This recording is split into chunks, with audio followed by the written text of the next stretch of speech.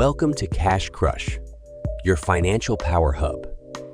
Today, we're stepping into the world of classic wealth wisdom with the art of money getting or golden rules for making money by the legendary P.T. Barnum. Get ready to discover the timeless principles that can turn your financial goals into a reality. Hit that subscribe button and let's dive in.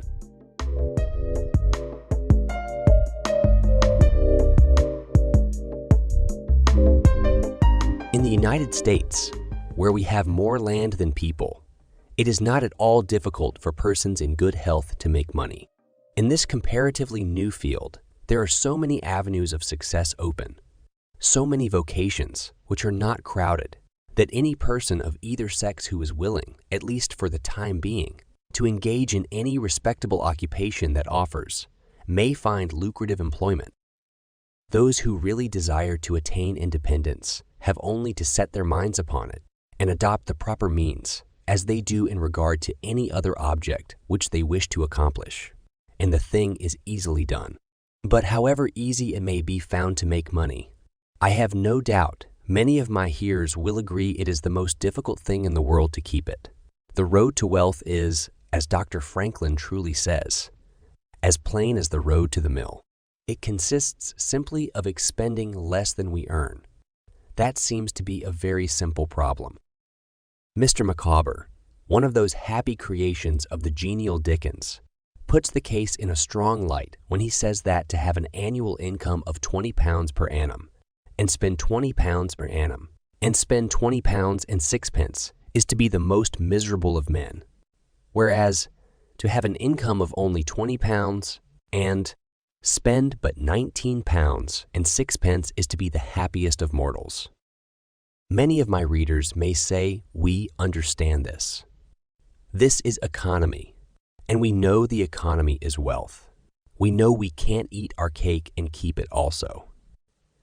Yet I beg to say that perhaps more cases of failure arise from mistakes on this point than almost any other.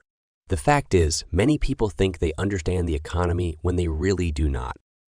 True economy is misapprehended, and people go through life without properly comprehending what that principle is. One says, I have an income of so much, and here is my neighbor who has the same. Yet every year he gets something ahead, and I fall short. Why is it? I know all about the economy. He thinks he does, but he does not. There are men who think that economy consists of saving cheese parings and candle ends, cutting off 2 pence from the laundress bill, and doing all sorts of little, mean, dirty things. The economy is not mean. The misfortune is that this class of persons let their economy apply in only one direction. They fancy they are so wonderfully economical in saving a halfpenny where they ought to spend 2 pence that they think they can afford to squander in other directions. A few years ago, before kerosene oil was discovered or thought of, one might stop overnight at almost any farmer's house in the agricultural districts and get a very good supper. But after supper, he might attempt to read in the sitting room and would find it impossible with the inefficient light of one candle. The hostess, seeing his dilemma, would say, "It is rather difficult to read here evenings. The proverb says, you must have a ship at sea in order to be able to burn 2 candles at once. We never have an extra candle except on extra occasions. These extra occasions occur, perhaps twice a year. In this way, the good woman saves $5, $6, or $10 in that time. But the information that might be derived from having the extra light would, of course, far outweigh a ton of candles. But the trouble does not end here. Feeling that she is so economical in tallow candies, she thinks she can afford to go frequently to the village and spend $20 or $30 for ribbons and furbelows, many of which are not necessary. This false connote may frequently be seen in men of business, and in those instances it often runs to writing paper. You find good businessmen who save all the old envelopes and scraps and would not tear a new sheet of paper if they could avoid it for the world. This is all very well. They may in this way save $5 or $10 a year, but being so economical, only in note paper, they think they can afford to waste time, to have expensive parties, and to drive their carriages. This is an illustration of Dr. Franklin's saving at the spigot and wasting at the bunghole. Penny wise and pound foolish. Punch, in speaking of this one idea, class of people says, they are like the man who bought a penny herring for his family's dinner and then hired a coach and four to take it home. I never knew a man to succeed by practicing this kind of economy. True economy consists of always making the income exceed the outgo. Wear the old clothes a little longer if necessary. Dispense with the new pair of gloves. Mend the old dress. Live on plainer food if need be, so that under all circumstances, unless some unforeseen accident occurs, there will be a margin in favor of the income. A penny here and a dollar there, placed at interest, goes on accumulating, and in this way the desired result is attained. It requires some training, perhaps, to accomplish this economy, but once used to it, you will find there is more satisfaction in rational saving than in irrational spending. Here is a recipe that I recommend. I have found it to work as an excellent cure for extravagance, and especially for mistaken economy. When you find that you have no surplus at the end of the year and yet have a good income, I advise you to take a few sheets of paper and form them into a book and mark down every item of expenditure. Post it every day or week in 2 columns, one headed necessaries or even comforts and the other headed luxuries, and you will find that the latter column will be double, triple, and frequently 10 times greater than the former. The real comforts of life cost but a small portion of what most of us can earn. Dr. Franklin says, it is the eyes of others and not our own eyes which ruin us. If all the world were blind except myself, I should not care for fine clothes or furniture. It is the fear of what Mrs. Grundy may say that keeps the noses of many worthy families to the grindstone. In America, many people like to repeat, we are all free and equal. But it is a great mistake in more senses than one. That we are born free and equal is a glorious truth in one sense. Yet we are not all born equally rich, and we never shall be. One may say there is a man who has an income of $50,000 per annum, while I have but $1,000. I knew that fellow when he was poor like myself. Now he is rich and thinks he is better than I am. I will show him that I am as good as he is. I will go and buy a horse and boogie. No, I cannot do that, but I will go and hire one and ride this afternoon on the same road that he does, and thus prove to him that I am as good as he is. My friend, you need not take that trouble. You can easily prove that you are as good as he is. You have only to behave as well as he does, but you cannot make anybody believe that you are rich as he is.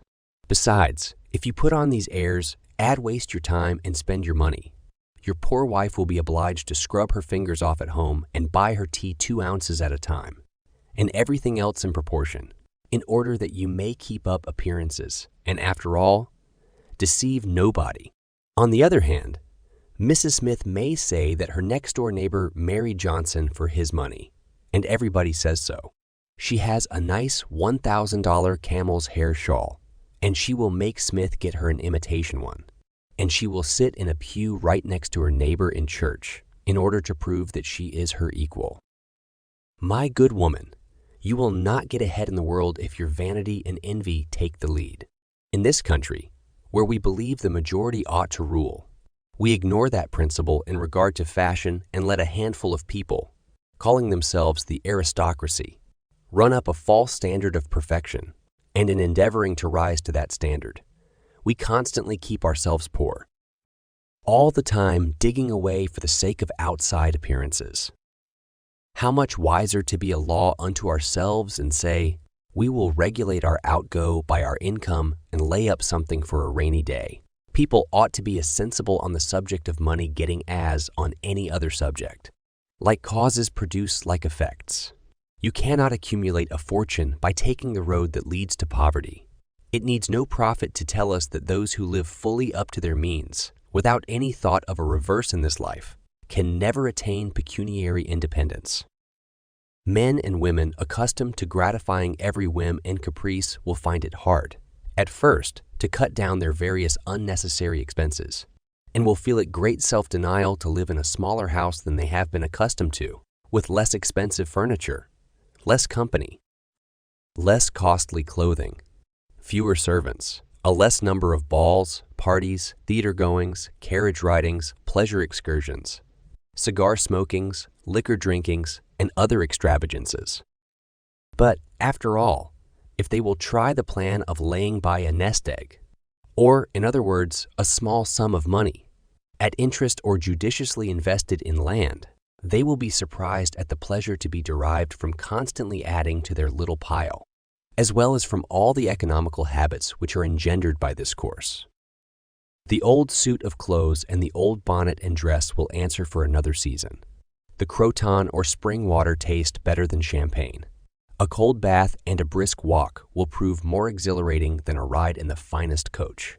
A social chat, an evening's reading in the family circle, or an hour's play of hunt, the slipper and blind man's buff, will be far more pleasant than a $50 or $500 party, when the reflection on the difference in cost is indulged in by those who begin to know the pleasures of saving. Thousands of men are kept poor, and tens of thousands are made so after they have acquired quite sufficient to support them well through life, in consequence of laying their plans of living on too broad a platform. Some families expend $20,000 per annum, and some much more, and would scarcely know how to live on less, while others secure more solid enjoyment frequently on a 20th part of that amount. Prosperity is a more severe ordeal than adversity, especially sudden prosperity. Easy come, easy go is an old and true proverb. A spirit of pride and vanity, when permitted to have full sway, is the undying cankerworm, which gnaws the very vitals of a man's worldly possessions. Let them be small or great, hundreds or millions. Many persons, as they begin to prosper, immediately expand their ideas and commence expending for luxuries until in a short time, their expenses swallow up their income, and they become ruined in their ridiculous attempts to keep up appearances and make a sensation. I know a gentleman of fortune who says that when he first began to prosper, his wife would have a new and elegant sofa. That sofa, he says, cost me $30,000. When the sofa reached the house, it was found necessary to get chairs to match, then sideboards, carpets and tables to correspond with them, and so on, through the entire stock of furniture. When at last it was found that the house itself was quite too small and old-fashioned for the furniture, and a new one was built to correspond with the new purchases. Thus, added my friend, summing up an outlay of $30,000 caused by that single sofa and saddling on me, in the shape of servants, equipage, and the necessary expenses attendant upon keeping up a fine establishment, a yearly outlay of $11,000, and a tight pinch at that. Whereas 10 years ago, we lived with much more real comfort, because with much less care, on as many hundreds. The truth is, he continued, that sofa would have brought me to inevitable bankruptcy, had not a most unexampled title to prosperity kept me above it, and had I not checked the natural desire to cut a dash. The foundation of success in life is good health. That is the substratum of fortune. It is also the basis of happiness. A person cannot accumulate a fortune very well when he is sick. He has no ambition, no incentive, no force. Of course, there are those who have bad health and cannot help it. You cannot expect that such persons can accumulate wealth, but there are a great many in poor health who need not be so. If, then, sound health is the foundation of success and happiness in life, how important it is that we should study the laws of health, which is but another expression of the laws of nature. The nearer we keep to the laws of nature, the nearer we are to good health. And yet how many persons there are who pay no attention to natural laws, but absolutely transgress them, even against their own natural inclination. We ought to know that the sin of ignorance is never winked at in regard to the violation of nature's laws. Their infraction always brings the penalty. A child may thrust its finger into the flames without knowing it will burn and so suffer. Repentance, even, will not stop the smart. Many of our ancestors knew very little about the principle of ventilation. They did not know much about oxygen, whatever other gin they might have been acquainted with. And consequently, they built their houses with little 7 by 9 feet bedrooms. And these good old pious Puritans would lock themselves up in one of these cells, say their prayers, and go to bed. In the morning, they would devoutly return thanks for the preservation of their lives during the night. And nobody had better reason to be thankful. Probably some big crack in the window or in the door let in a little fresh air and thus saved them. Many persons knowingly violate the laws of nature against their better impulses for the sake of fashion. For instance, there is one thing that nothing living except a vile worm ever naturally loved, and that is tobacco. Yet how many persons there are who deliberately train an unnatural appetite and overcome this implanted aversion for tobacco to such a degree that they get to love it. They have got hold of a poisonous, filthy weed, or rather, that takes a firm hold of them.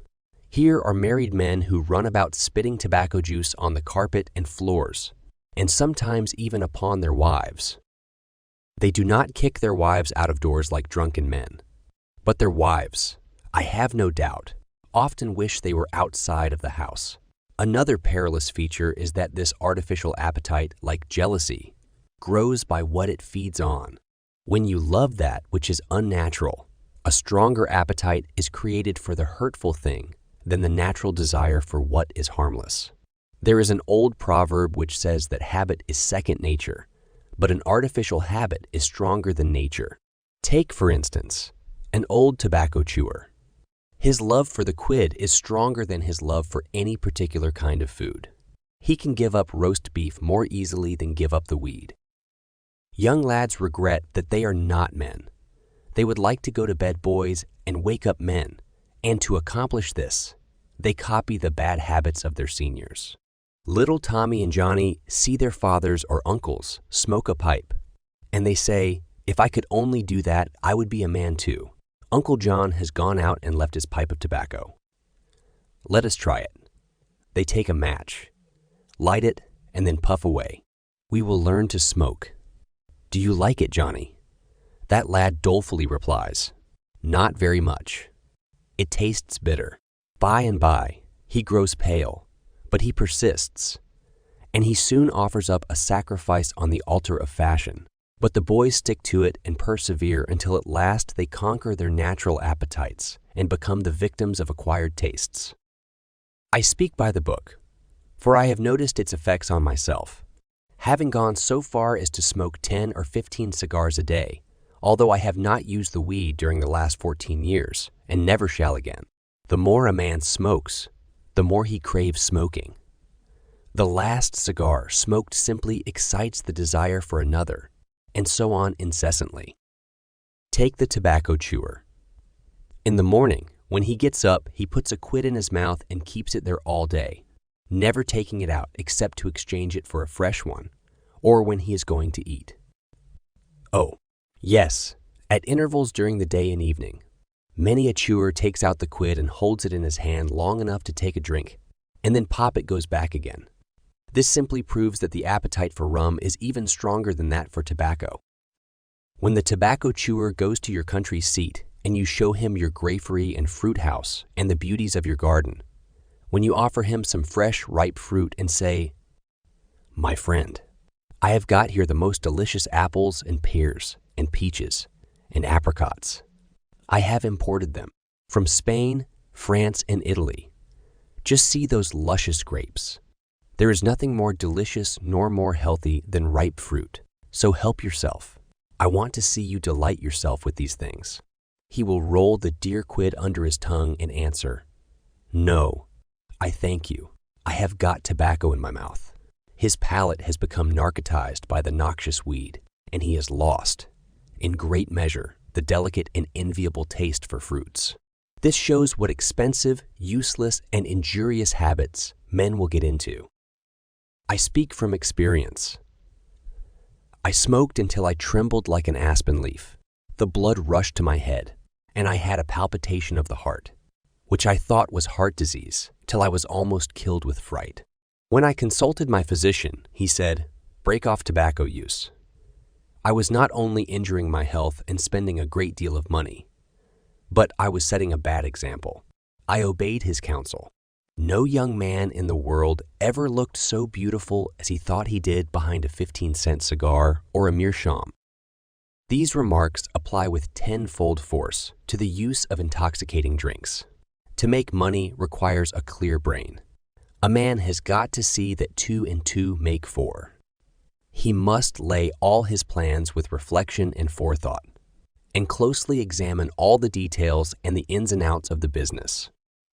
As no man can succeed in business unless he has a brain to enable him to lay his plans and reason to guide him in their execution. So no matter how bountifully a man may be blessed with intelligence, if the brain is muddled and his judgment warped by intoxicating drinks, it is impossible for him to carry on business successfully. How many good opportunities have passed, never to return, while a man was sipping a social glass with his friend? How many foolish bargains have been made under the influence of the nervine, which temporarily makes its victim think he is rich? How many important chances have been put off until tomorrow, and then forever, because the wine cup has thrown the system into a state of lassitude, neutralizing the energies so essential to success in business? Verily, wine is a mocker. The use of intoxicating drinks as a beverage is as much an infatuation as is the smoking of opium by the Chinese, and the former is quite as destructive to the success of the businessman as the latter. It is an unmitigated evil, utterly indefensible in the light of philosophy, religion, or good sense. It is the parent of nearly every other evil in our country. Chapter 1. Don't mistake your vocation. The safest plan, and the one most sure of success for the young man starting in life, is to select the vocation that is most congenial to his tastes. Parents and guardians are often quite too negligent in regard to this. It is very common for a father to say, for example, "I have 5 boys. I will make Billy a clergyman, John a lawyer, Tom a doctor, and Dick a farmer." He then goes into town and looks about to see what he will do with Sammy. He returns home and says, "Sammy, I see watchmaking is a nice, genteel business. I think I will make you a goldsmith." He does this regardless of Sam's natural inclinations or genius. We are all, no doubt, born for a wise purpose. There is as much diversity in our brains as in our countenances. Some are born natural mechanics, while some have a great aversion to machinery. Let a dozen boys of 10 years get together, and you will soon observe 2 or 3 are whittling out some ingenious device, working with locks or complicated machinery. When they were but 5 years old, their father could find no toy to please them like a puzzle. They are natural mechanics, but the other 8 or 9 boys have different aptitudes. I belong to the latter class. I never had the slightest love for mechanism. On the contrary, I have a sort of abhorrence for complicated machinery. I never had ingenuity enough to whittle a cider tap so it would not leak. I never could make a pen that I could write with or understand the principle of a steam engine. If a man was to take such a boy as I was and attempt to make a watchmaker of him, the boy might, after an apprenticeship of 5 or 7 years, be able to take apart and put together a watch. But all through life, he would be working uphill and seizing every excuse for leaving his work and idling away his time. Watchmaking is repulsive to him. Unless a man enters upon the vocation intended for him by nature and best suited to his peculiar genius, he cannot succeed. I'm glad to believe that the majority of people do find their right vocation. Yet we see many who have mistaken their calling, from the blacksmith up or down to the clergyman. You will see, for instance, that extraordinary linguist, the learned blacksmith, who ought to have been a teacher of languages, and you may have seen lawyers, doctors, and clergymen who were better fitted by nature for the anvil or the lapstone. Chapter 2. Select the right location. After securing the right vocation, You must be careful to select the proper location. You may have been cut out for a hotel keeper, and they say it requires a genius to know how to keep a hotel. You might conduct a hotel like clockwork and provide satisfactorily for 500 guests every day. Yet, if you should locate your house in a small village where there is no railroad communication or public travel, the location would be your ruin. It is equally important that you do not commence business where there are already enough to meet all demands in the same occupation. I remember a case that illustrates this subject. When I was in London in 1858, I was passing down Holborn with an English friend and came to the penny shows. They had immense cartoons outside, portraying the wonderful curiosities to be seen all for a penny. Being a little in the show line myself, I said, "Let us go in here." We soon found ourselves in the presence of the illustrious showman, and he proved to be the sharpest man in that line I had ever met. He told us some extraordinary stories in reference to his bearded ladies, his albinos, and his armadillos, which we could hardly believe it, thought it better to believe it than look after the proof. He finally begged to call our attention to some wax statuary and showed us a lot of the dirtiest and filthiest wax figures imaginable. They looked as if they had not seen water since the deluge. "What is there so wonderful about your statuary?" I asked. "I beg you not to speak so satirically," he replied. "Sir, these are not Madame Tussauds wax figures, all covered with gilt and tinsel and imitation diamonds and copied from engravings and photographs. Mine, sir, were taken from life. Whenever you look upon one of those figures, you may consider that you are looking upon the living individual." Glancing casually at them, I saw one labeled Henry VIII, and feeling a little curious upon seeing that it looked like Calvin Edson, the living skeleton, I said, "Do you call that Henry VIII?" He replied, "Certainly, sir. It was taken from life at Hampton Court by special order of His Majesty on such a day." He would have given the hour of the day if I had resisted. I said, "Everybody knows that Henry VIII was a great stout old king, and that figure is lean and lank. What do you say to that?" "Why," he replied, "you would be lean and lank yourself if you sat there as long as he has." There was no resisting such arguments. I said to my English friend, "Let us go out. Do not tell him who I am. I show the white feather. He beats me."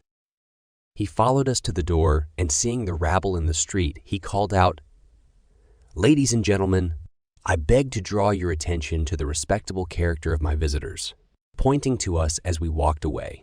I called upon him a couple of days afterward, told him who I was, and said, "My friend, you are an excellent showman, but you have selected a bad location." He replied, "This is true, sir. I feel that all my talents are thrown away, but what can I do?" "You can go to America," I replied. "You can give full play to your faculties over there. You will find plenty of elbow room in America. I will engage you for 2 years. After that, you will be able to go on your own account." He accepted my offer and remained for 2 years in my New York museum. He then went to New Orleans and carried on a traveling show business during the summer. Today, he is worth $60,000 simply because he selected the right vocation and also secured the proper location. The old proverb says, 3 removes are as bad as a fire, but when a man is in the fire, it matters but little how soon or how often he removes. Chapter 3. Avoid debt. Young men starting in life should avoid running into debt. There is scarcely anything that drags a person down, like debt. It is a slavish position to get in. Yet we find many a young man, hardly out of his teens, running in debt. He meets a chum and says, "Look at this. I have got trusted for a new suit of clothes."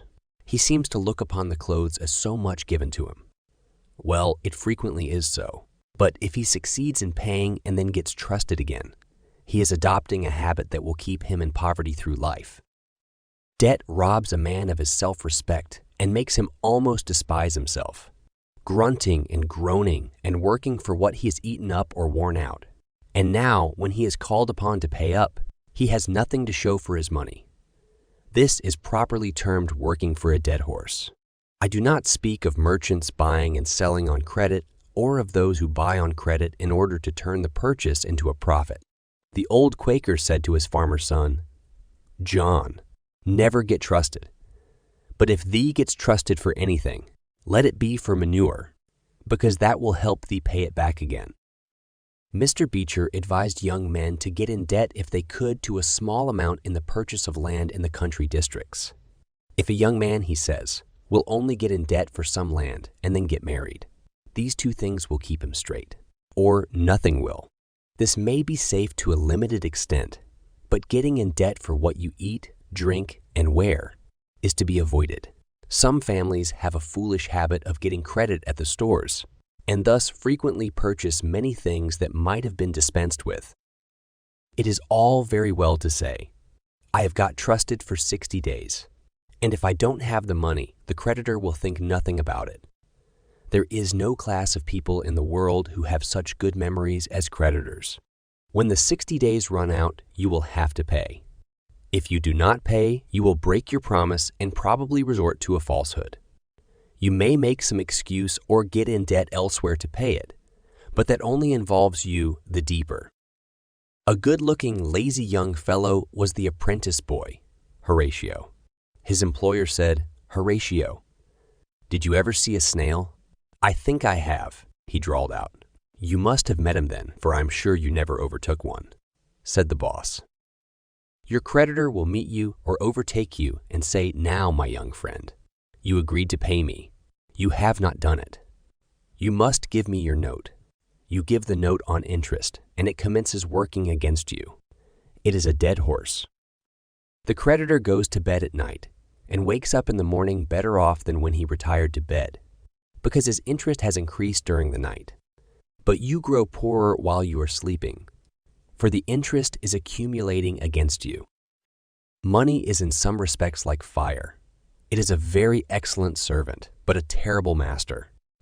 When you have it mastering you, when interest is constantly piling up against you, it will keep you down in the worst kind of slavery. But let money work for you, and you have the most devoted servant in the world.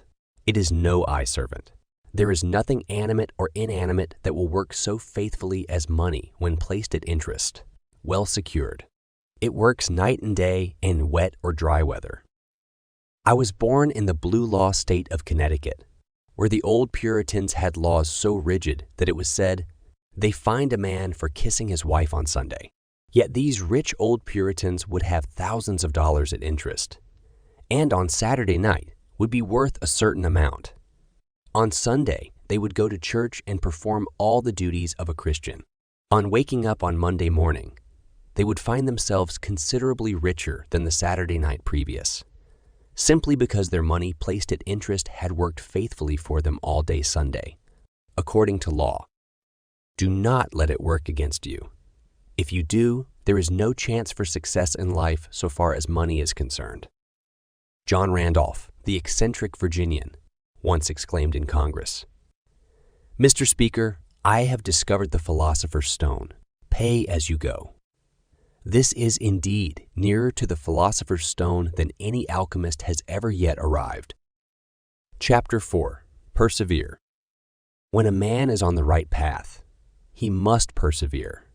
I speak of this because there are some persons who are born tired, naturally lazy, and possessing no self-reliance and no perseverance. But they can cultivate these qualities. As Davy Crockett said, "This thing, remember, when I am dead. Be sure you are right, then go ahead." It is this go-aheadativeness, this determination not to let the horrors or the blues take possession of you, so as to make you relax your energies in the struggle for independence, which you must cultivate.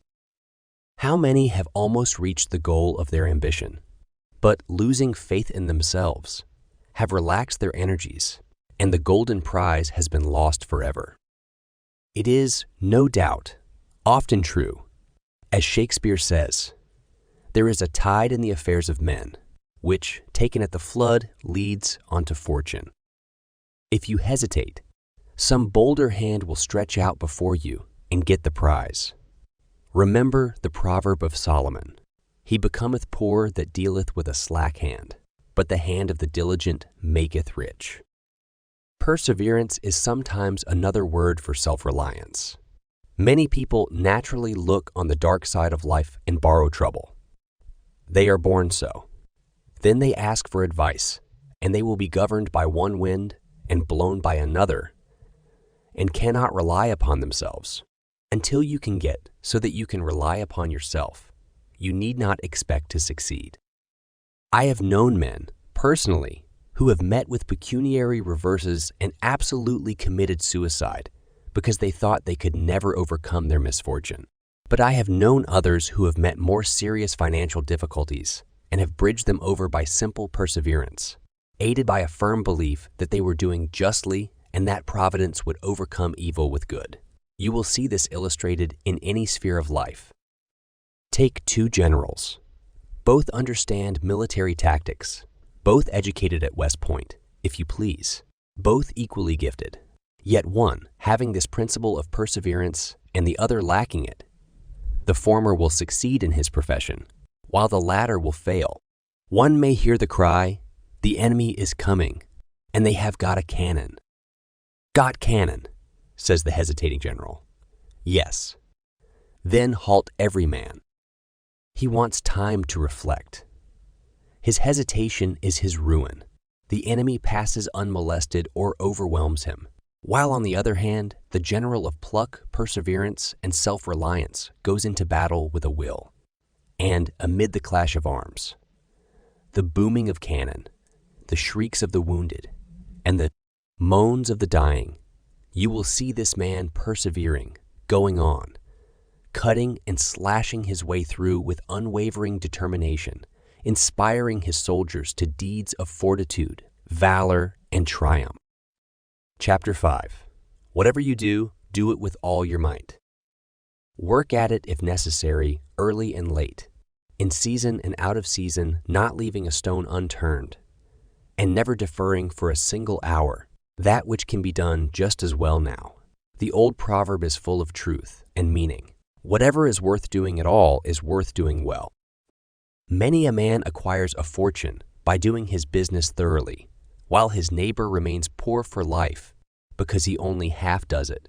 Ambition, energy, industry, and perseverance are indispensable requisites for success in business. Fortune always favors the brave and never helps a man who does not help himself. It won't do to spend your time like Mr. Micawber, waiting for something to turn up. To such men, one of two things usually turns up: the poorhouse or the jail. For idleness breeds bad habits and clothes, a man in rags. The poor spendthrift vagabond says to a rich man, "I have discovered there is enough money in the world for all of us, if it was equally divided. This must be done, and we shall all be happy together." But was the response, "If everybody was like you, it would be spent in 2 months. And what would you do then?" Oh, divide again. Keep dividing, of course. I was recently reading in a London paper an account of a philosophic pauper who was kicked out of a cheap boarding house because he could not pay his bill, but he had a roll of papers sticking out of his coat pocket, which, upon examination, proved to be his plan for paying off the national debt of England without the aid of a penny. People have got to do as Cromwell said. Not only trust in Providence, but keep the powder dry. Do your part of the work or you cannot succeed. Muhammad one night while encamping in the desert overheard one of his fatigued followers remark, "I will lose my camel and trust it to God." "No, no, not so," said the prophet. "Tie thy camel and trust it to God. Do all you can for yourselves, and then trust to Providence or luck, or whatever you please to call it for the rest. Depends upon your own personal exertions." The eye of the employer is often worth more than the hands of a dozen employees. In the nature of things, an agent cannot be so faithful to his employer as to himself. Many who are employers will call to mind instances where the best employees have overlooked important points that could not have escaped their own observation as a proprietor. No man has a right to expect to succeed in life unless he understands his business, and nobody can understand his business thoroughly unless he learns it by personal application and experience. A man may be a manufacturer. He has got to learn the many details of his business personally. He will learn something every day, and he will find he will make mistakes nearly every day. And these very mistakes are helpful to him in the way of experiences if he but heeds them. He will be like the Yankee tin peddler, who, having been cheated as to quality in the purchase of his merchandise, said, "All right, there's a little information to be gained every day. I will never be cheated in that way again." Thus, a man buys his experience, and it is the best kind if not purchased at too dear a rate. I hold that every man should, like Cuvier, the French naturalist, thoroughly know his business. So proficient was he in the study of natural history that you might bring to him the bone, or even a section of a bone of an animal which he had never seen described, and, reasoning from analogy, he would be able to draw a picture of the object from which the bone had been taken. On one occasion, his students attempted to deceive him. They rolled one of their number in a cow skin and put him under the professor's table as a new specimen. When the philosopher came into the room, some of the students asked him what animal it was. Suddenly, the animal said, "I am the devil, and I am going to eat you." It was but natural that Cuvier should desire to classify this creature, and examining it intently, he said, "Divided hoof, graminivorous. It cannot be done." He knew that an animal with a split hoof must live upon grass and grain or other kind of vegetation, and would not be inclined to eat flesh, dead or alive. So he considered himself perfectly safe. The possession of perfect knowledge of your business is an absolute necessity in order to ensure success. Among the maxims of the elder Rothschild was one apparent paradox: be cautious and bold. This seems to be a contradiction in terms, but it is not, and there is great wisdom in the maxim. It is, in fact, a condensed statement of what I've already said. It is to say, you must exercise your caution in laying your plans, but be bold in carrying them out. A man who is all cautious will never dare to take hold and be successful, and a man who is all boldness is merely reckless and must eventually fail. A man may go on 'change and make $50,000 or $100,000 in speculating in stocks at a single operation. But if he has simple boldness without caution, it is mere chance, and what he gains today, he will lose tomorrow. You must have both the caution and the boldness to ensure success. The Rothschilds have another maxim: never have anything to do with an unlucky man or place. That is to say, never have anything to do with a man or place which never succeeds. Because although a man may appear to be honest and intelligent if he tries this or that thing and always fails, it is on account of some fault or infirmity that you may not be able to discover, but nevertheless, which must exist. There is no such thing in the world as luck. There never was a man who could go out in the morning and find a purse full of gold in the street today, and another tomorrow, and so on, day after day. He may do so once in his life, but so far as mere luck is concerned, he is as liable to lose it as to find it. Like causes produce like effects. If a man adopts the proper methods to be successful, luck will not prevent him. If he does not succeed, there are reasons for it, although perhaps he may not be able to see them.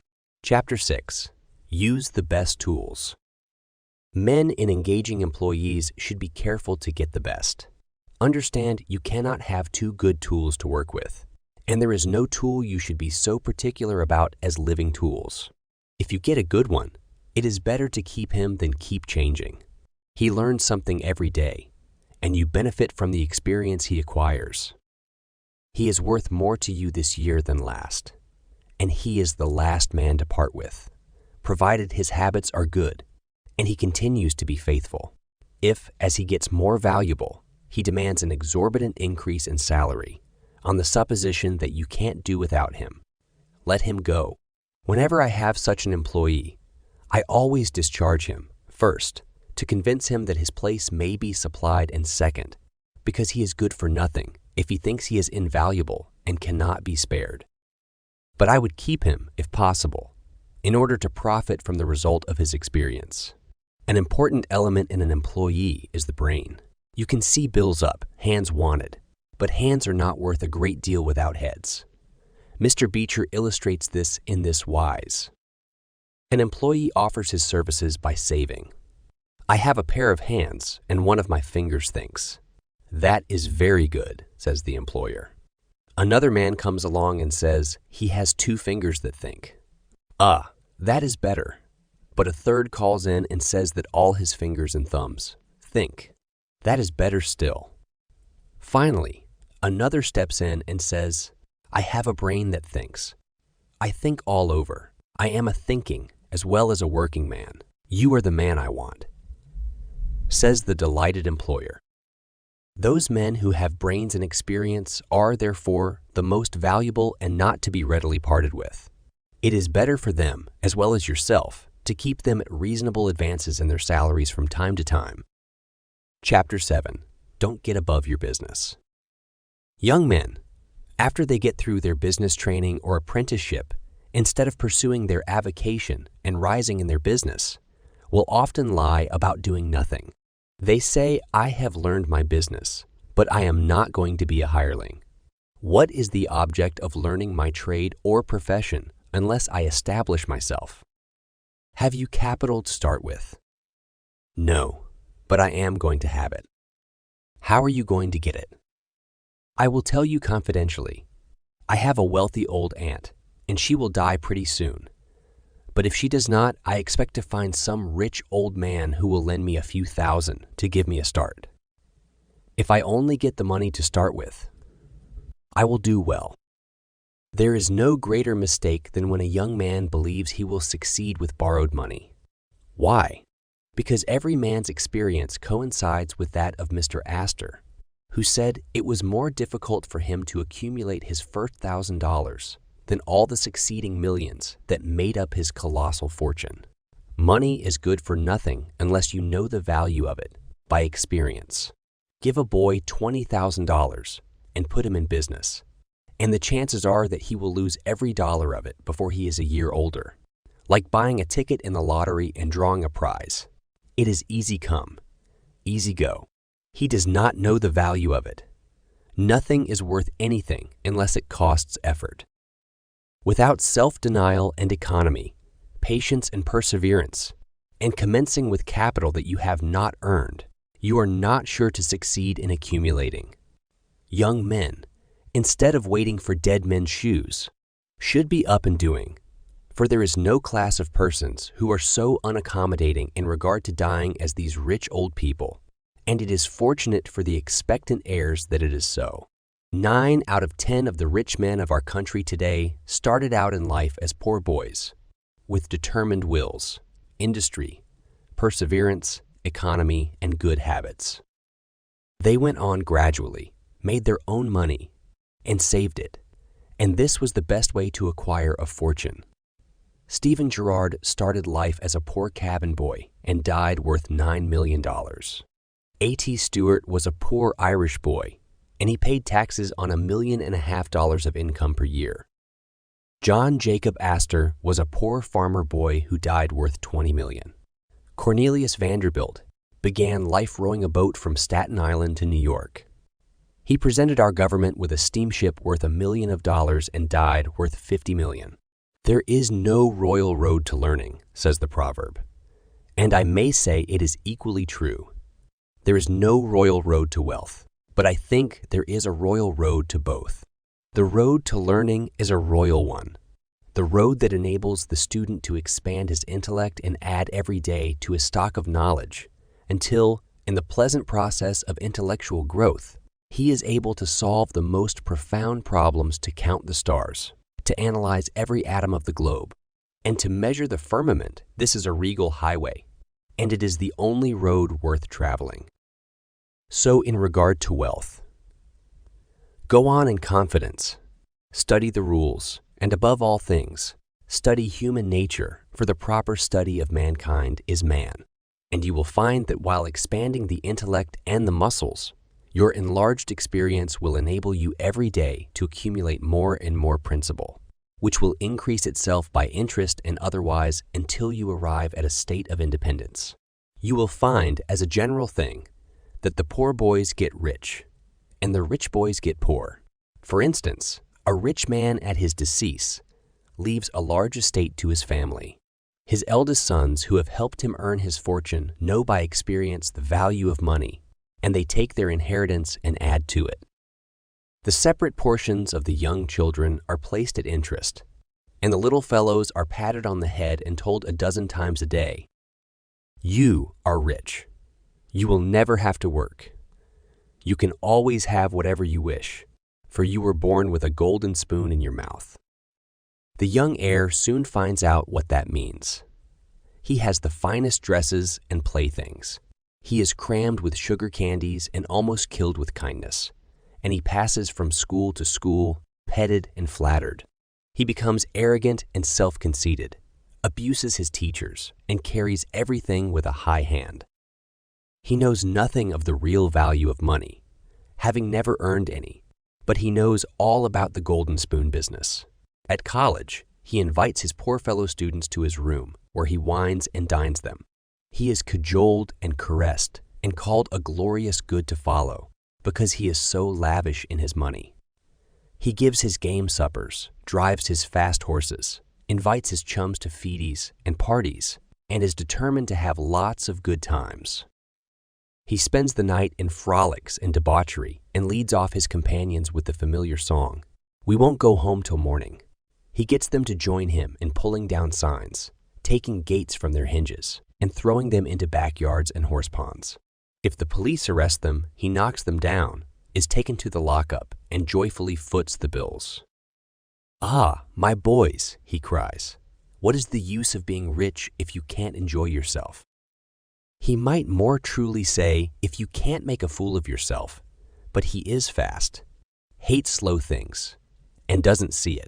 Young men loaded with other people's money are almost sure to lose all they inherit, and they acquire all sorts of bad habits, which, in the majority of cases, ruin their health, purse, and character. In this country, one generation follows another, and the poor of today are rich in the next generation or the third. Their experience leads them on, and they become rich and they leave vast riches to their young children. These children, having been reared in luxury, are inexperienced and get poor. And after long experience, another generation comes on and gathers up riches again in turn. Thus, history repeats itself, and happy is he who, by listening to the experience of others, avoids the rocks and shoals on which so many have been wrecked. In England, the business makes the man. If a man in that country is a mechanic or working man, he is not recognized as a gentleman.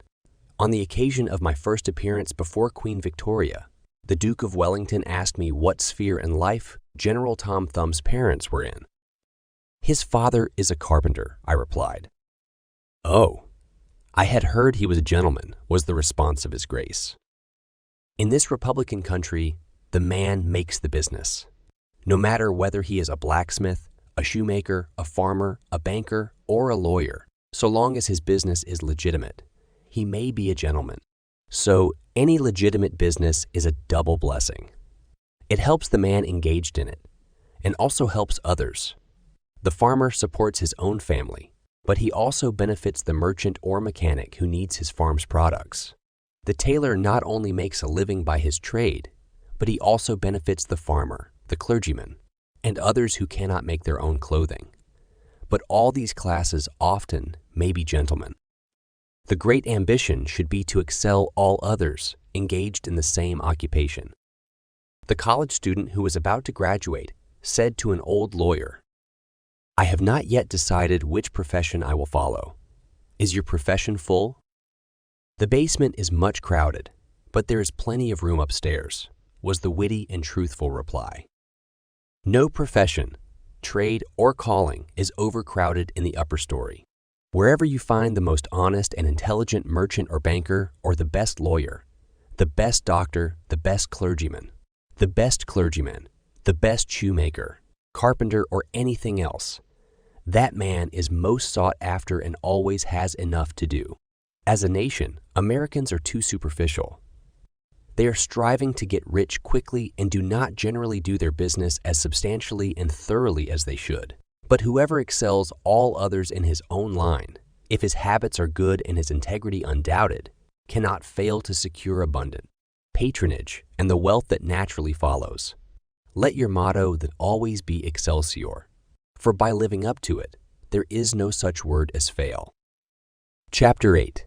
Learn something useful. Every man should make his son or daughter learn some useful trade or profession, so that in these days of changing fortunes, of being rich today and poor tomorrow, they may have something tangible to fall back upon. This provision might save many persons from misery, who by some unexpected turn of fortune have lost all their means. Chapter 9. Let hope predominate, but be not too visionary.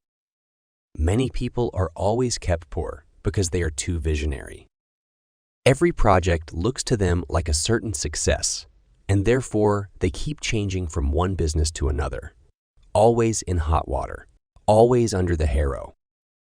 The plan of counting the chickens before they are hatched is an error of ancient date, but it does not seem to improve with age. Chapter 10. Do not scatter your powers.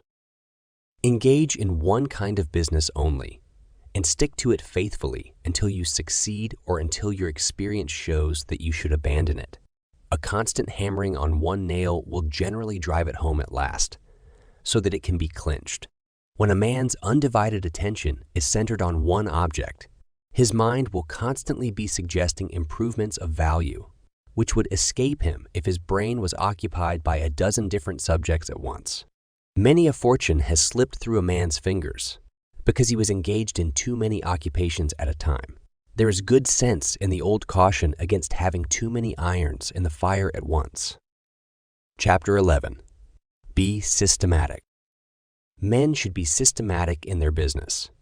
A person who does business by rule has a time and place for everything, does his work promptly, will accomplish twice as much, and with half the trouble of someone who does it carelessly and slipshod.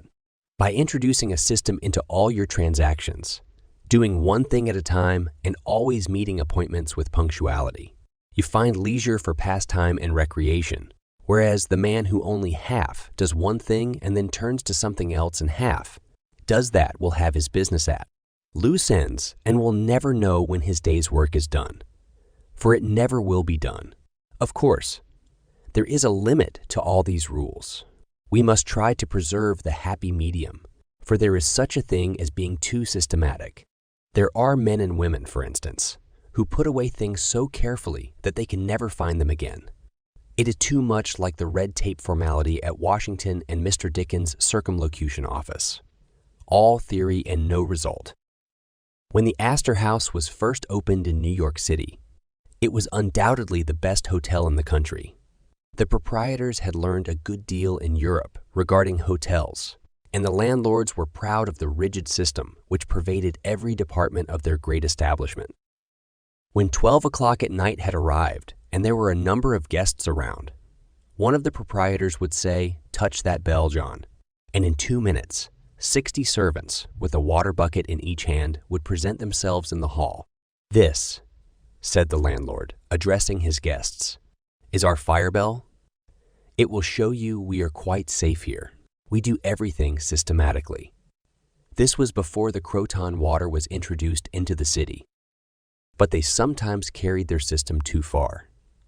On one occasion, when the hotel was thronged with guests, one of the waiters was suddenly indisposed, and although there were 50 waiters in the hotel, the landlord thought he must have his full complement, or his system would be interfered with. Just before dinner time, he rushed downstairs and said, "There must be another waiter. I am one waiter short. What can I do?" He happened to see Boots, the Irishman. "Pat," said he, "wash your hands and face. Take that white apron and come into the dining room in 5 minutes." Presently, Pat appeared as required, and the proprietor said, "Now, Pat, You must stand behind these 2 chairs and wait on the gentleman who will occupy them. Did you ever act as a waiter? I know all about it, sure, but I never did it. Like the Irish pilot, on one occasion when the captain, thinking he was considerably out of his course, asked, "Are you certain you understand what you are doing?" Pat replied, "Sure, and I know every rock in the channel." That moment, Bang thumped the vessel against a rock. "Ah, be jabbers, and that is one of them," continued the pilot. "But to return to the dining room." "Pat," said the landlord, "here we do everything systematically. You must first give the gentlemen each a plate of soup, and when they finish that, ask them what they will have next." Pat replied, and I understand perfectly the virtues of system." Very soon in came the guests. The plates of soup were placed before them. One of Pat's 2 gentlemen ate his soup. The other did not care for it. He said, "Waiter, take this plate away and bring me some fish." Pat looked at the untasted plate of soup and, remembering the instructions of the landlord in regard to system, replied, "Not till ye have eaten your soupy." Of course, that was carrying system entirely too far. Chapter 12. Read the newspapers. Always take a trustworthy newspaper, and thus keep thoroughly posted in regard to world transactions. He who is without a newspaper is cut off from his species.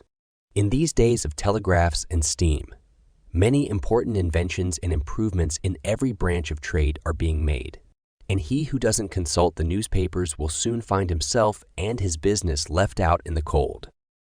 Chapter 13. Beware of outside operations. We sometimes see men who have obtained fortunes suddenly become poor.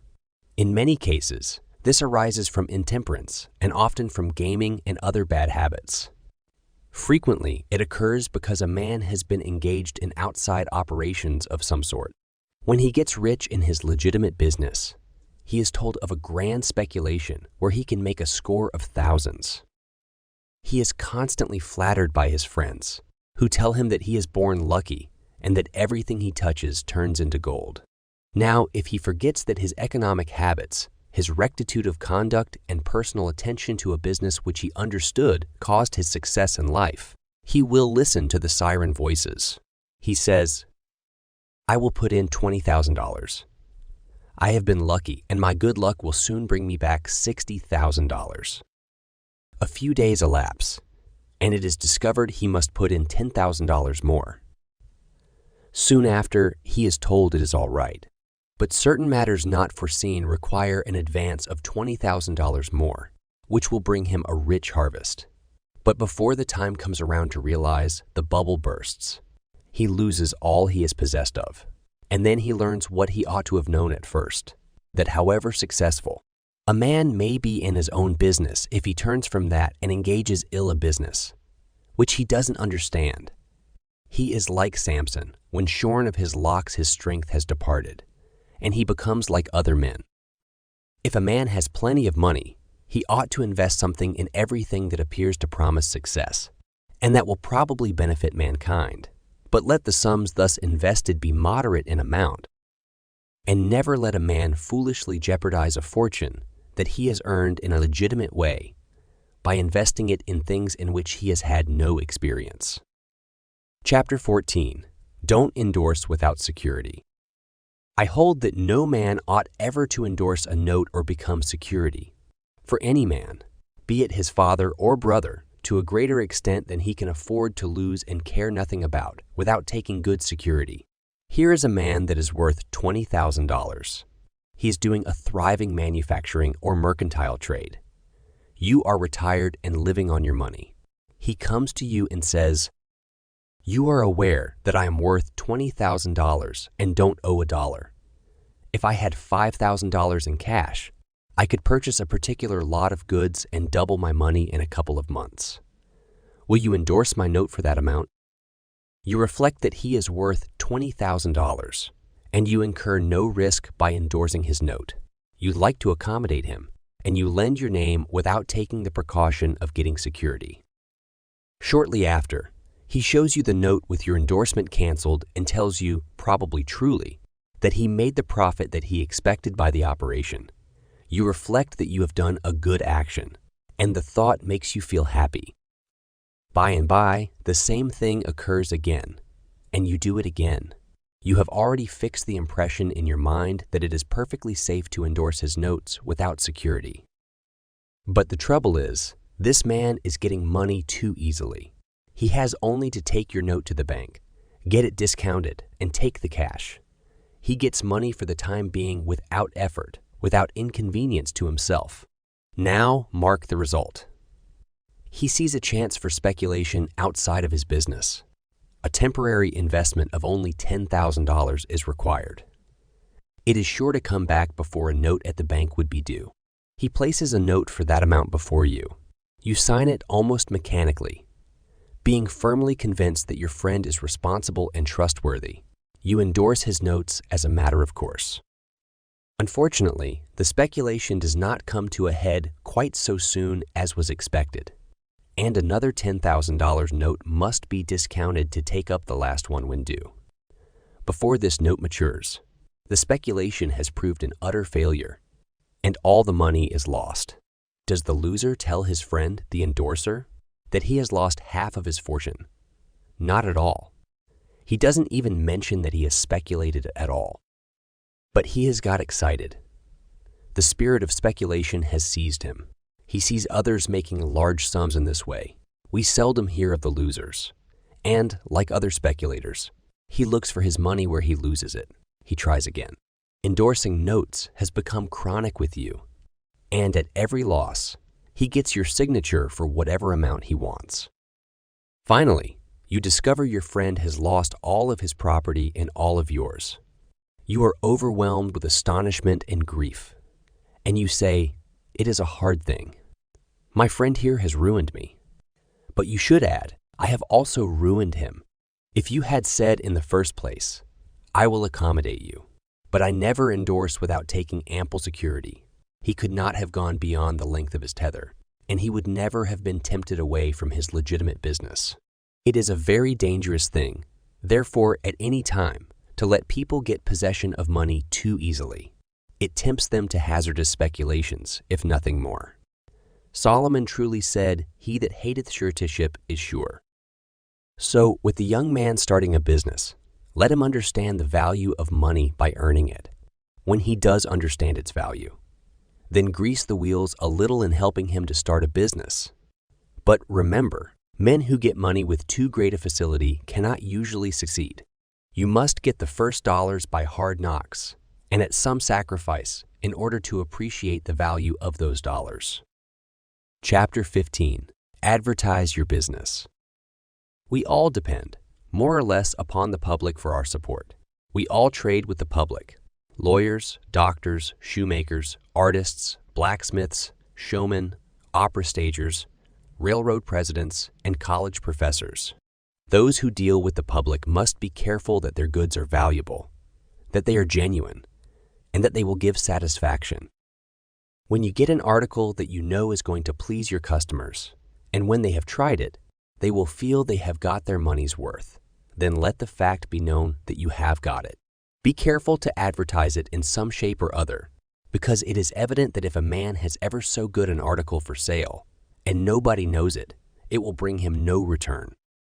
In a country like this, where nearly everybody reads and where newspapers are issued and circulated in editions of 5,000 to 200,000, it would be very unwise if this channel was not taken advantage of to reach the public in advertising. A newspaper goes into the family and is read by the wife and children, as well as the head of the home. Hence, hundreds and thousands of people may read your advertisement while you are tending to your routine business. Many, perhaps, read it while you are asleep. The whole philosophy of life is first sow, then reap. That is the way the farmer does. He plants his potatoes and corn, sows his grain, and then goes about something else, and the time comes when he reaps. But he never reaps first and sows afterward. This principle applies to all kinds of business and to nothing more eminently than to advertising. If a man has a genuine article, There is no way in which he can reap more advantageously than by sowing to the public in this way.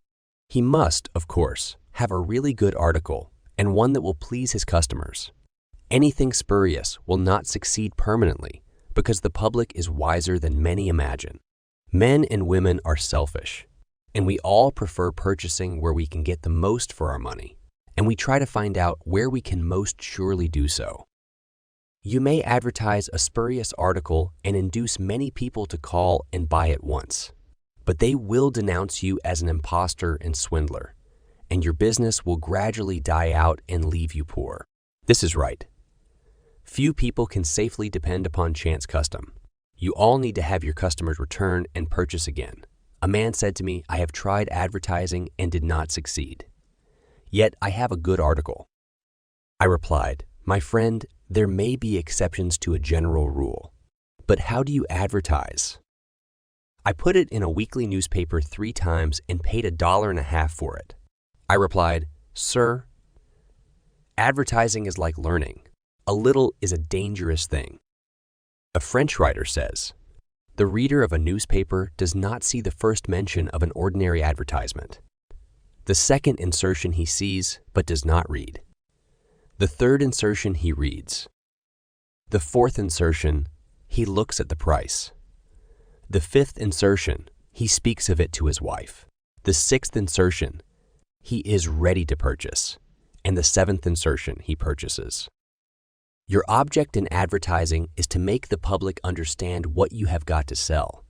And if you have not the pluck to keep advertising until you have imparted that information, all the money you have spent is lost. You are like the fellow who told the gentleman if he would give him 10 cents, it would save him $1. "How can I help you so much with so small a sum?" asked the gentleman in surprise.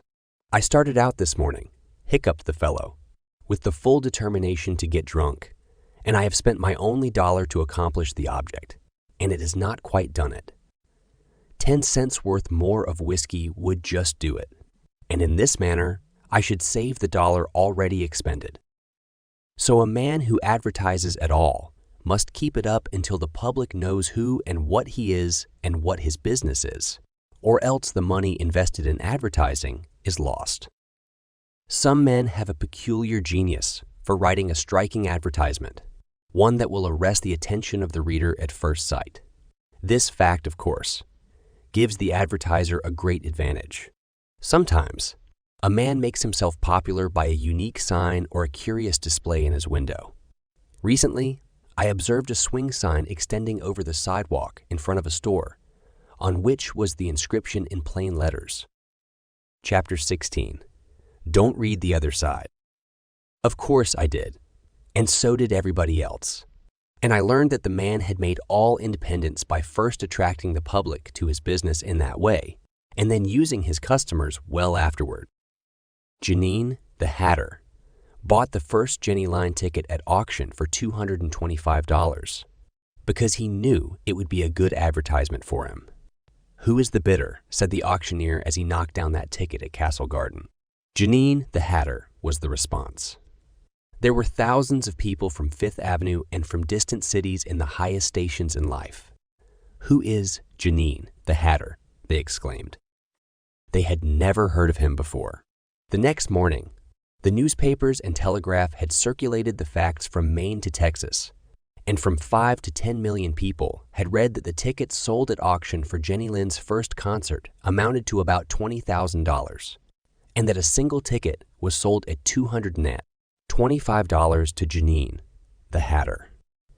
Men throughout the country involuntarily took off their hats to see if they had a Janine hat on their heads. At a town in Iowa, it was found that in the crowd around the post office, there was one man who had a Janine hat, and he showed it in triumph, although it was worn out and not worth 2 cents. "Why," one man exclaimed, "you have a real Janine hat. What a lucky fellow you are." Another man said, "Hang on to that hat. It will be a valuable heirloom in your family." Still, another man in the crowd who seemed to envy the possessor of this good fortune said, "Come, give us all a chance. Put it up at auction." He did so, and it was sold as a keepsake for $9.50. What was the consequence to Mr. Janine? He sold 10,000 extra hats per annum for the first 6 years.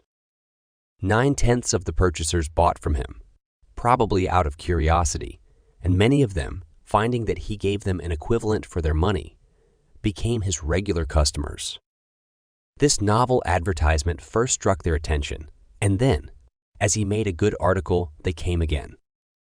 Now, I don't say that everybody should advertise as Mr. Janine did, but I say if a man has got goods for sale and he doesn't advertise them in some way, the chances are that someday the sheriff will do it for him. Nor do I say that everybody must advertise in a newspaper, or indeed use printer's ink at all. On the contrary, although that article is indispensable in the majority of cases, doctors and clergymen, and sometimes lawyers and some others, can more effectually reach the public in some other manner. But it is obvious they must be known in some way. Otherwise, how could they be supported? Chapter 17.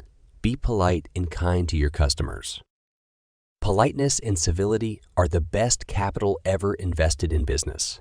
Large stores, gilt signs, and flaming advertisements will all prove unavailing if you or your employees treat your patrons abruptly. The truth is, the more kind and liberal a man is, the more generous will be the patronage bestowed upon him. Like the man who gives the greatest amount of goods of a corresponding quality for the least sum, still reserving for himself a profit, will generally succeed best in the long run. This brings us to the golden rule. As you would that men should do to you, do you also to them, and they will do better by you than if you always treated them as if you wanted to get the most you could out of them for the least return. Men who drive sharp bargains with their customers, acting as if they never expected to see them again, will not be mistaken. They will never see them again as customers. People don't like to pay and get kicked either. One of the ushers in my museum once told me he intended to whip a man who was in the lecture room as soon as he came out. "What for?" I inquired. "Because he said I was no gentleman," replied the usher. "Never mind," I replied. "He pays for that, and you will not convince him you are a gentleman by whipping him. I cannot afford to lose a customer. If you whip him, he will never visit the museum again, and he will induce friends to go with him to other places of amusement instead of this. And thus, you see, I should be a serious loser." "But he insulted me," muttered the usher. "Exactly," I replied. "And if he owned the museum, and you had paid him for the privilege of visiting it, and he had then insulted you, there might be some reason in your resenting it, but in this instance he is the man who pays, while we receive, and you must, therefore, put up with his bad manners." My usher laughingly remarked that this was undoubtedly the true policy, but he added that he should not object to an increase in salary if he was expected to be abused in order to promote my interest. Chapter 18. Be charitable. Of course, men should be charitable because it is a duty and a pleasure. But even as a matter of policy, if you possess no higher incentive, you will find that the liberal man will command patronage, while the sordid, uncharitable miser will be avoided. Solomon says, "There is that scattereth and yet increaseth, and there is that withholdeth more than meet, but it tendeth to poverty." Of course, the only true charity is that which is from the heart. The best kind of charity is to help those who are willing to help themselves. Promiscuous almsgiving, without inquiring into the worthiness of the applicant, is bad in every sense. But to search out and quietly assist those who are struggling for themselves is the kind that scattereth and yet increaseth. But don't fall into the idea that some persons practice giving a prayer instead of a potato and a benediction instead of bread to the hungry. It is easier to make Christians with full stomachs than empty ones. Chapter 19. Don't blab. Some men have a foolish habit of telling their business secrets. If they make money, they like to tell their neighbors how it was done. Nothing is gained by this, and oftentimes much is lost. Say nothing about your profits, your hopes, your expectations, your intentions. And this should apply to letters as well as to conversation. Goethe makes Mephistopheles say, "Never write a letter nor destroy one." Businessmen must write letters, but they should be careful what they put in them. If you are losing money, be especially cautious and not tell of it, or you will lose your reputation. Chapter 20. Preserve your integrity. It is more precious than diamonds or rubies. The old miser said to his sons, "Get money. Get it honestly if you can, but get money." This advice was not only atrociously wicked, but it was the very essence of stupidity. It was as much as to say, if you find it difficult to obtain money honestly, you can easily get it dishonestly. Get it in that way. Poor fool, not to know that the most difficult thing in life is to make money dishonestly. Not to know that our prisons are full of men who attempted to follow this advice, not to understand that no man can be dishonest without soon being found out, and that when his lack of principle is discovered, nearly every avenue to success is closed against him forever. The public very properly shuns all whose integrity is doubted. No matter how polite and pleasant and accommodating a man may be, none of us dare to deal with him if we suspect false weights and measures. Strict honesty not only lies at the foundation of all success in life, financially, but in every other respect. Uncompromising integrity of character is invaluable. It secures to its possessor a peace and joy which cannot be attained without it, which no amount of money or houses and lands can purchase. A man who is known to be strictly honest may be ever so poor, but he has the purses of all the community at his disposal. For all know that if he promises to return what he borrows, he will never disappoint them. As a mere matter of selfishness, therefore, if a man had no higher motive for being honest, all will find that the maxim of Dr. Franklin can never fail to be true, that honesty is the best policy. To get rich is not always equivalent to being successful. There are many rich, poor men, while there are many others, honest and devout men and women, who have never possessed so much money as some rich person squander in a week, but who are nevertheless really richer and happier than any man can ever be, while he is a transgressor of the higher laws of his being. The inordinate love of money no doubt may be and be the root of all evil, but money itself, when properly used, is not only a handy thing to have in the house, but affords the gratification of blessing our race by enabling its possessor to enlarge the scope of human happiness and human influence. The desire for wealth is nearly universal, and one can say it is not laudable, provided the possessor of it accepts its responsibilities and uses it as a friend to humanity. The history of money-getting, which is commerce, is a history of civilization, and wherever trade has flourished most, there too have art and science produced the noblest fruits. In fact, as a general thing, money-getters are the benefactors of our race. To them, in a great measure, are we indebted to our institutions of learning and of art, our academies, colleges, and churches. It is no argument against the desire for or the possession of wealth to say that there are sometimes misers who hoard money only for the sake of hoarding and who have no higher aspiration than to grasp everything which comes within their reach. As we have sometimes hypocrites in religion and demagogues in politics, so there are occasionally misers among money-getters. These, however, are only exceptions to the general rule. But when, in this country, we find such a nuisance and stumbling block as a miser, we remember with gratitude that in America we have no laws of primogeniture, and that in the due course of nature, the time will come when the hoarded dust will be scattered for the benefit of mankind. To all men and women, therefore, do I conscientiously say, make money honestly and not otherwise. For Shakespeare has truly said, "He that wants money, means, and content is without 3 good friends." That's a wrap for today's audiobook journey. We hope you've enjoyed The Art of Money Getting by P.T. Barnum. To stay updated on our latest episodes and discover more secrets to financial success, don't forget to subscribe. Your future of wealth and abundance starts here. Stay inspired, keep hustling, and see you next time on Cash Crush.